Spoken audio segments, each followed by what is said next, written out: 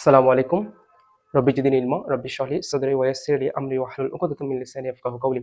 আউযু বিল্লাহি মিনাশ শাইতানির রাজিম। বিসমিল্লাহির রহমানির রহিম। তো আমরা অনেকে অনেকভাবে টেন্সটাকে আইডেন্টিফাই করি বা অ্যানালাইসিস করি। বাট আমি আজকে চেষ্টা করব একটু বেস্ট অ্যান্ড ম্যাজিক ওয়েতে টেন্সটাকে আইডেন্টিফাই করার জন্য বা অ্যানালাইসিস করার জন্য। সো আমরা মূলত জানি টেন্স অর্থ হচ্ছে কাল বা সময়, ক্রিয়া মানে কাজ, ক্রিয়া সংঘটিত হওয়ার সময়কে টেন্স বা কাল বলেন। এই টেন্সটাকে মূলত তিন ভাগে ভাগ করা হয়: present tense, past tense, future tense, বর্তমানকাল, অতীতকাল এবং ভবিষ্যৎকাল। কিন্তু আমরা অনেকে দেখতে পাই এই টেন্সটার কথা শুনলেই আমরা কেমন জানি গা জ্বলে, মানে এটা পারবো কি পারবো না। কিন্তু আমরা যদি বাংলা এবং ইংলিশটা কম্পেয়ারিং করি, যদি আমরা স্টাডি করি, আমার মনে হয় না এই টেন্সটাকে খুব আয়ত্ত করা তেমন কঠিন হবে। সো আমরা আজকে দেখব কিভাবে সহজে এই টেন্সটাকে সহজে আয়ত্ত করা যায়। আমি যদি একটু লক্ষ্য করি, সেখানে আমি বাংলা ইংলিশ একসাথে এখানে স্ট্রাকচার ইউজ করছি, সাথে ইংলিশ একটা এক্সাম্পল দিচ্ছি, তার সাথে আমি বাংলা একটা উদাহরণ দিচ্ছি। যেহেতু আমরা বুঝতে পারি স্ট্রাকচার নয়, শুধু আমরা বাংলায় দেখেও যেন এটা বুঝতে পারি এটা কোন টেন্সে অন্তর্ভুক্ত হয়েছে। সো আমি যদি এই তিনটে টেন্সকে ক্লাসিফাইড করি, প্রত্যেকটা আবার 4 প্রকার টোটাল, তাহলে আমরা বলতে পারি টেন্স মূলত 3 প্রকার হলো। টোটাল ক্লাসিফিকেশন হচ্ছে কত? 12 প্রকার। এই 12 প্রকার টেন্সকে আমি খুব সহজে ইজিলি খুব অল্প সময়ের মধ্যে কিভাবে আয়ত্ত করার টেকনিক দেখবো, সেটা আমার ভিডিওতে আজকে দেখতে পাবেন। আশা করি ভালো লাগবে। তাহলে আমরা শুরু করি। প্রথমে প্রেজেন্ট টেন্স বা বর্তমান কাল বলতে বোঝাই বর্তমানে কোনো কাজ সংঘটিত হয় বা হয়ে থাকে এরকম বুঝালেন, তাহলে আমরা বলবো এটা প্রেজেন্ট টেন্স। এই প্রেজেন্ট টেন্সটা আমরা ক্লাসিফাইড করলে দেখতে পাচ্ছি সেটা হচ্ছে present indefinite, continuous, perfect and perfect continuous. প্রত্যেকটার স্ট্রাকচার এখানে দেওয়া হয়েছে। আমি যদি প্রেজেন্ট ইনডিফিনিট টেন্সটা মূলত আইডেন্টিফাই করি, তাহলে আমি প্রথমে যাব হচ্ছে কি স্ট্রাকচারের দিকে। সাবজেক্ট প্লাস বি ওয়ান অথবা এস বা ভার্বের সাথে এস বাই এল যুক্ত হবে প্লাস অবজেক্ট। এখানে যদি আমি একটা এক্সাম্পল দেখি, আই গো টু স্কুল। এবং আমি যদি এখানে দেখতে পাই সেটা হচ্ছে কি, আমি যদি এখানে আই দিছি সেজন্য এখানে গো, বাট যখন আমি এখানে third person singular number use করতাম যেমন হি সি, তখন এটা হয়ে যেত গোস। এটা আমাদের মাথায় রাখতে হবে। সো আমি বাংলায় কিভাবে বুঝবো এটা, আমি এটা প্রেজেন্ট ইনডিফিনিট টেন্স। যদি কোনো বাংলার সেন্টেন্সে যদি আমরা লাস্টে যদি রশি যাই খাই ধরি, রশ্মি অথবা রশ্মিকা দেখি, তাহলে আমরা বুঝতে হবে এটা হচ্ছে প্রেজেন্ট টেন্সের অন্তর্ভুক্ত। আমি স্কুলে যাই, I go to school. Present continuous মূলত হচ্ছে কি চলমান থাকবে, কোনো কাজ চলমান থাকবে। Subject plus am is are plus ভার্বের সাথে ING to plus object. I am going to school, আমি স্কুলে যাচ্ছি, এই যে চলমান কন্টিনিউয়াস টেন্স কথাটা আসলে ভার্বের সাথে আইএনজি যুক্ত হবে, এটা আমাদের মাথায় রাখতে হবে। আর পারফেক্ট পারফেক্ট দেখতে পাচ্ছি এখানে subject plus have has plus V three হচ্ছে কি ভার্বের পার্টিসিপল। আমি যদি ওখানে একটু লক্ষ্য করে দিই, কোন কর্নারের মধ্যে দেখতে পাচ্ছি বি1 বি2 বি3। বি1 হচ্ছে ভার্বের প্রেজেন্ট ফর্ম, বি2 হচ্ছে ভার্বের ফার্স্ট ফর্ম, বি3 হচ্ছে ভার্বের ফার্স্ট পার্টিসিপল ফর্ম। সো এখানে আমি দেখতে পাচ্ছি তিনটে উদাহরণ দিচ্ছি, আপনারা চাইলে অনেকগুলো ভার্ব নিতে পারেন। সো এখানে আমি দেখতে পাচ্ছি হচ্ছে গো, ওয়েন্ট, গন। এটা বি1 হচ্ছে গো, বি2 হচ্ছে ওয়েন্ট, বি3 ভার্বের ফার্স্ট পার্টিসিপল গন। এভাবে do, did, done, it, at, eaten. আপনারা অনেকগুলো ভার্ব চালিয়ে এখানে ইউজ করতে পারেন, বা অনেকগুলো ভার্ব ইউজ করে আপনারা সেন্টেন্স মেকিং করতে পারেন। সো আমি আরেকটা দেখবো, সেটা হচ্ছে perfect tense. Subject plus have has plus বি3 plus object. I have gone to school, আমি স্কুলে গিয়েছি, মানে ইয়েছি থাকলে আমাদের বুঝতে হবে এটা প্রেজেন্ট পারফেক্ট টেন্সের অন্তর্ভুক্ত। Another one is that present perfect continuous tense.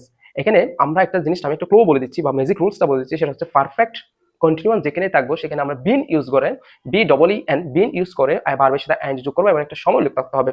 যেমন প্রত্যেকটা ক্ষেত্রে আমি এটা দেখতে পাচ্ছি, পারফেক্টের বেলা সবসময় মাথায় রাখতে হবে এখানে এখানে কি হবে, একটা ঘটনা ঘটবে, দুইটা ঘটনা ঘটবে। শুধুমাত্র প্রেজেন্ট টেন্সের বেলায় দুইটা ঘটনা ঘটবে না, ফার্স্ট এবং ফিউচার টেন্সের বেলায় দুইটা ঘটনা ঘটবে, এটা আমাদের মাথায় রাখতে হবে। সো প্রেজেন্ট পারফেক্ট কন্টিনিউয়াস টেন্সের ক্ষেত্রে আমরা দেখতে পাচ্ছি I have been going to school for 2 hours. এখানে দেখতে পাচ্ছি আমরা একটা সময় উল্লেখ আছে, কি উল্লেখ আছে? সময় উল্লেখ আছে। এখানে আমাদের আরেকটা জিনিস মাথায় রাখতে হবে, সিন্স এবং ফর কখন ইউজ হবে।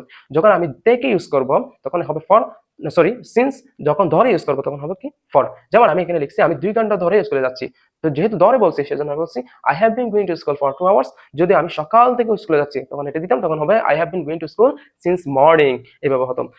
ঠিক তদ্রুপ ফার্স্ট টেন্স ফিউচার টেন্স একদম সেম টু সেম। তারপর আমি একটা অ্যানালাইসিস করছি আপনাদের সুবিধার ক্ষেত্রে। ফার্স্ট ইনডিফিনিট টেন্সের ক্ষেত্রে আমরা দেখতে পাচ্ছি subject plus B2 plus object. I went to school, আমি বলছিলাম হচ্ছে বি1 হচ্ছে ভার্বের প্রেজেন্ট ফর্ম গো, এটা বি2 ভার্বের ফার্স্ট ফর্ম ওয়েন্ট। ওখানে দেখা যাচ্ছে আই ওয়েন্ট টু স্কুল, আমি স্কুলে গিয়েছিলাম। তো এখন আমার প্রশ্ন হচ্ছে আমি বাংলায় কিভাবে বুঝতে পারবো যে ফার্স্ট টেন্স বা অতীতকালের অন্তর্ভুক্ত? অবশ্যই এখানে ছিলাম কথাটি উল্লেখ থাকবে, সবসময় ছিলাম কথাটি উল্লেখ থাকবে। আমি গিয়েছিলাম, গেলেছিলাম, ধরেছিলাম, এগুলো উল্লেখ থাকলে বুঝতে হবে এটা হচ্ছে ফার্স্ট টেন্সের অন্তর্ভুক্ত। Indefinite tense subject plus B2 plus object. I went to school, আমি স্কুলে গিয়েছিলাম। কন্টিনিউয়াস চলমান, কন্টিনিউয়াসলি চলমান হবে, কন্টিনিউয়াসলি বুঝতে হবে এখানে ভার্বের সাথে আইন যুক্ত হবে। সাবজেক্ট প্লাস ওয়াজ ওয়্যার এবং অক্সিলারি ভার্ব আসবে, ওয়াজ wire plus object. I was going to school, আমি স্কুলে গিয়ে যাচ্ছিলাম। পারফেক্ট ফার্স্ট পারফেক্টে দুইটা ঘটনা ঘটে, একটা হচ্ছে যে ঘটনা আগে ঘটবে সেটার সাথে হ্যাড এবং বি3 ইউজ হবে। যেমন সাবজেক্ট প্লাস হ্যাড বি3 প্লাস বিফোর আফটার। এখানে একটা জিনিস মাথায় রাখতে হবে, এখানে অবজেক্টটা এখানে হবে অবজেক্ট B3 হচ্ছে অবজেক্ট, এখানে হবে before plus after plus subject B2। এখানে আমাদের মাথায় রাখতে হবে আই B2টা ইউজ হবে, not B3। I had gone to school before he comes, সে আসার আগে আমি স্কুলে কি গিয়েছিলাম, সে আসার আগে আমি স্কুলে গিয়েছিলাম। I had gone to school before he কেমস, এটা হিটা হচ্ছে third person singular number, that's why আমি ভার্বের সাথে এস বাই যোগ করেছি। এখানে আরো একটা জিনিস আমাদের খেয়াল রাখতে হবে, সেটা হচ্ছে কি বিফোরের আগে এবং আফটার পরে এই হ্যাড এবং B3টা ইউজ হয়, এটা আমাদের মাথায় রাখতে হবে। Last one is that perfect continuous tense, subject plus had been plus ভার্বের সাথে আইএনজি প্লাস সিন্স অথবা ফর প্লাস অবজেক্ট। অবজেক্টটা মূলত এখানে ইউজ হবে, এই অবজেক্টটা মূলত এখানে হবে ভার্ব প্লাস আইএনজির পরে হচ্ছে অবজেক্ট ইউজ হবে। তারপর হচ্ছে সিন্স অবলিক ফর প্লাস সময়টা ইউজ হবে, টাইম ইউজ হবে। যেমন I had been going to school for 2 hours, আমি 2 ঘন্টা ধরে স্কুলে যাচ্ছিলাম, আমি 2 ঘন্টা ধরে স্কুলে যাচ্ছিলাম। So last one is that future tense, ভবিষ্যৎকাল, ভবিষ্যতে কোনো কাজ সংঘটিত হলে হয় বা হয়ে থাকলে এভাবে এটাকে আমরা বলছি কি ফিউচার টেন্স। ফিউচার টেন্সকে আমরা যদি ক্লাসিফাইড করি সেটা হচ্ছে indefinite, continuous, perfect and perfect continuous. তো future indefinite tense subject will অথবা shall plus B1 plus object I will. ইংলিশের ক্ষেত্রে আমাদের সবসময় মাথায় রাখতে হবে উইল শ্যাল এগুলো দেখলেই বুঝতে হবে এটা ফিউচার টেন্স। এবং বাংলা ক্ষেত্রে আমি মাথায় রাখতে হবে কোনো বাক্যে, বাংলা বাক্যে যদি ব থাকে অথবা থাকবো এরকম যদি থাকে তাহলে আমাদের বুঝতে হবে এটা ভবিষ্যৎকাল বা ফিউচার টেন্সের অন্তর্ভুক্ত। সো ইনডিফিনিট টেন্সে আমরা স্ট্রাকচারটা দেখলাম, I will go to school, আমি স্কুলে যাব।